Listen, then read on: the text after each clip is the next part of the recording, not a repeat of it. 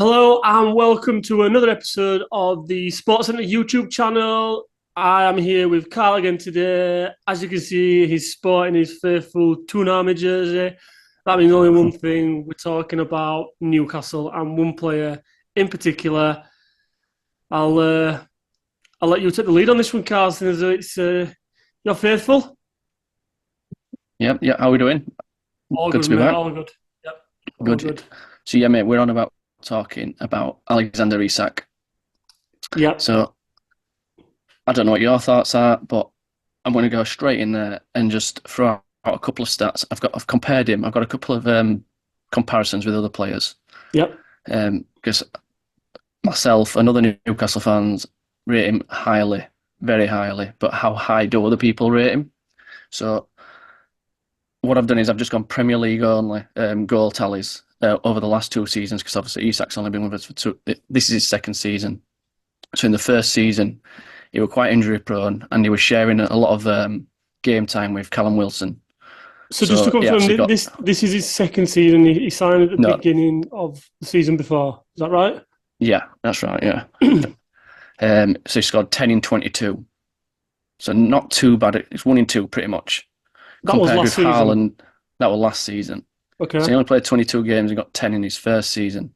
All right. Haaland got, which don't get me wrong, we know Haaland's a freak. Yeah. He got 36 in 35. Now I've gone with Mo Salah. He got 19 in 38. So, and Ollie Watkins got 15 in 37. That was last season. This season, Isak's got 17 in 24. This is all just up to this date now. 17 in 24. Haaland 20 in 26. So very similar sort of ratio there with Haaland, who's lauded as the best striker in the world. Mm-hmm. Salah's got 17 in 26. So he's pretty much, there's only 2 games difference. He's played 2 games less than Salah and got the same goals. Who's lauded as one of the best players in the world. Yeah. Watkins has got 19 in 32. So the goal ratio is on par, if not better than his peers. I suppose from a neutral, from a Liverpool fan, a competing team, I rate him highly. I would love him to be part of my squad. I think he's absolute class. He's got everything for me. He's got pace. There's talks of comparisons to Henry in there. I mean, I'm not saying he's as good as Henry, but he plays like Henry. You never see him smash a ball. You'll see him take a player on. He's clever. It's always placed side-footed. It's just absolute world class for me. How old is he? Ooh. Let's have a quick look. Early 20s. Let's have a quick look. But while you're looking, Dan, so in my notes here, I've put comparisons to Henry. Never laces the ball. When he goes through one-on-one, there's no Newcastle fan ever doubting him. You're thinking straight away, banged. How many strikers can you say that about? That you're confident that when they go through, they're scoring. Well, I suppose I can compare it to my striker. So Darwin Núñez, don't get me wrong, I think he's a good player. I think he will get better.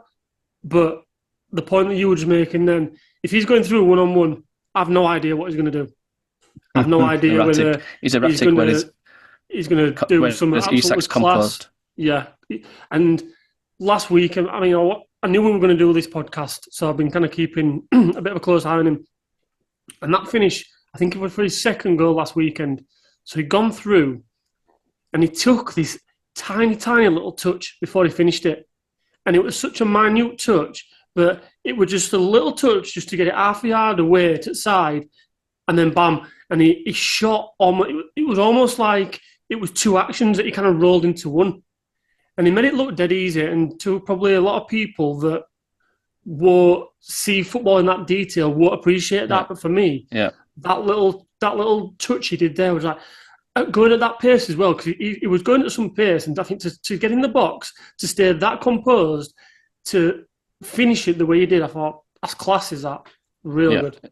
For me, he is. And one thing that sort of not worries me a little bit, because there's a bit of speculation about him at minutes, thinking, is he going to be sold in summer? Yeah. Now, I can't see it happening.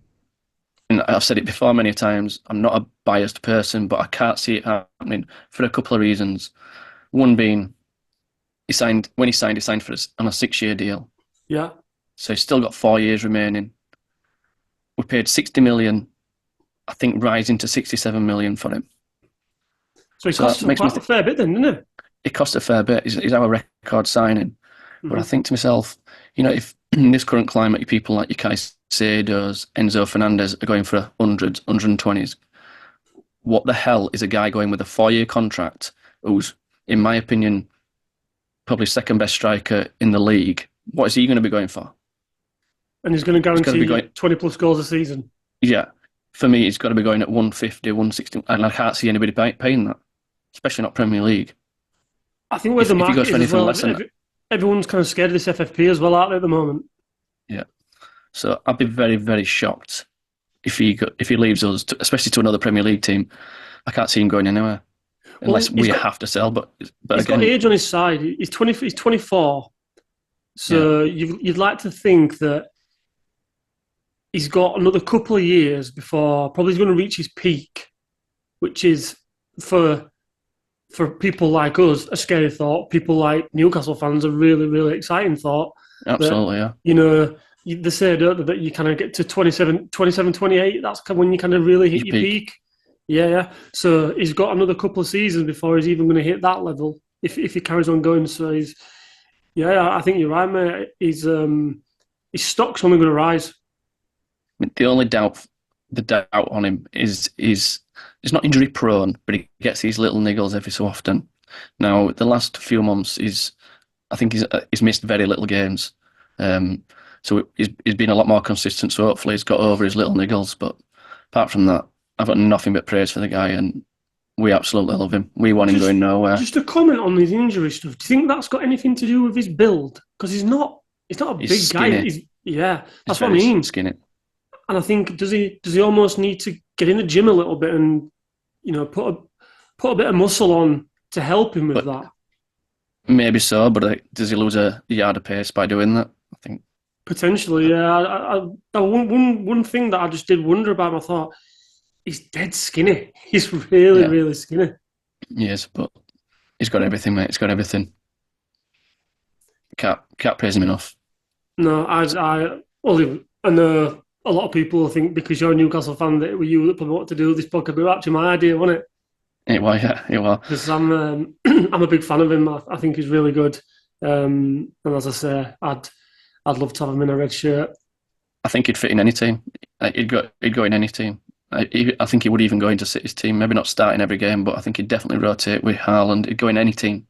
Can he play off the wing? Can he play off? Well, he went through a little phase last year, especially playing with Callum Wilson. So Wilson were playing up front and Isak were off the left, but not that effective. But he can do a job there.